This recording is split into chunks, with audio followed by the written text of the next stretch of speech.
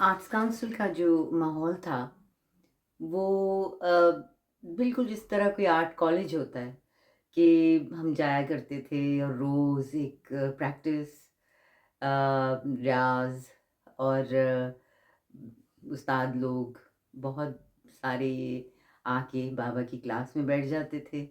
और उस्ताद सलामत अली खान साहब अक्सर आते जाते वो बैठ जाते थे आके और फरमाइशें करते थे बाबा से कि मैं कर रही होती थी कि नौ मात्रे और कौन से कोई भी ताल।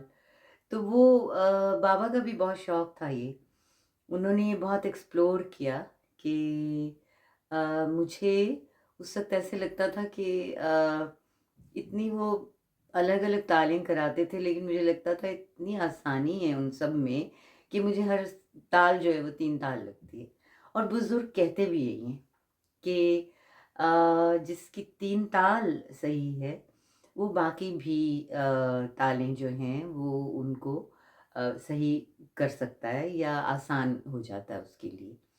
क्योंकि 3 ताल इसलिए हम चुनते हैं कि 3 ताल ताल का नाम है और उसमें 16 मात्रे होते हैं। तो उसमें डिवीज़न इवन होती है 4-4, 4-4। तो वो शुरू में हमेशा मौसीकी में भी, गाने में भी, इंस्ट्रूमेंटल प्लेइंग में भी, रक़्स में भी 3 ताल से ही शुरुआत होती है। तो ख़ैर ये माहौल था कि इस तरह की कम्युनिकेशन होती थी कि जो टर्मिनोलॉजी म्यूज़िक की है, उसी में सारी बात करते थे उस्ताद और बाबा और हमें। मसलन इतनी सारी चीज़ें हैं जो आगे आएँगी, जो बाबा ने मुझे लफ्ज़ भी बताए और बाकी लोगों से भी मैं पूछती रहती थी।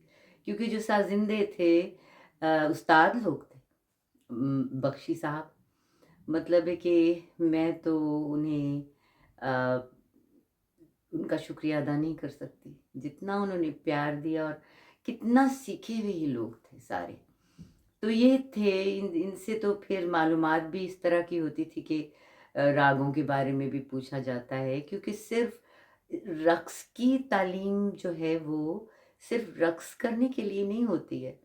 रागों का भी पता होना चाहिए जितना भी इंसान, क्योंकि एक लाइफ टाइम में इतना कुछ सीखना, इतना कुछ मालूम करना भी आसान नहीं होता। लेकिन मैं पूछती रहती थी, जो भी सारे म्यूज़िशियंस होते थे उनसे मैं कि फलाँ ताल और ये क्या है, इसका खाली कहाँ है, इसका भरी कहाँ है। तो वो सारा कुछ मेरी एक रिसर्च थी और मुझे बहुत शौक भी था।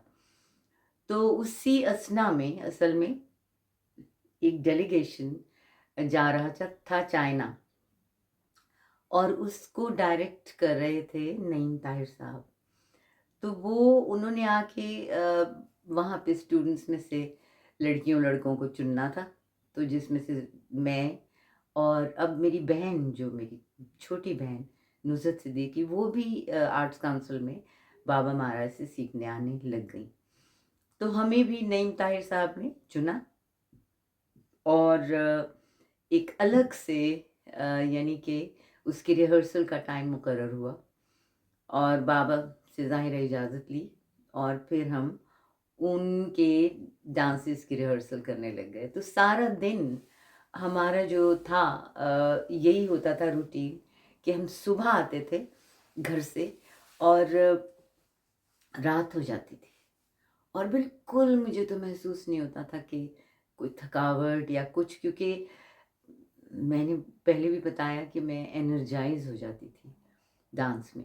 सो वो इस तरह की एक चलती रही चीज़ और कई दफ़ा गाड़ी लेने आती थी घर से और हम तैयार नहीं होते थे कि वापस जाएँ। मैं तो ख़ास तौर पे उम, जब तक बाबा घर ना जाएँ, मैं खुद भी चाहती थी कि मैं घर ना जाऊँ।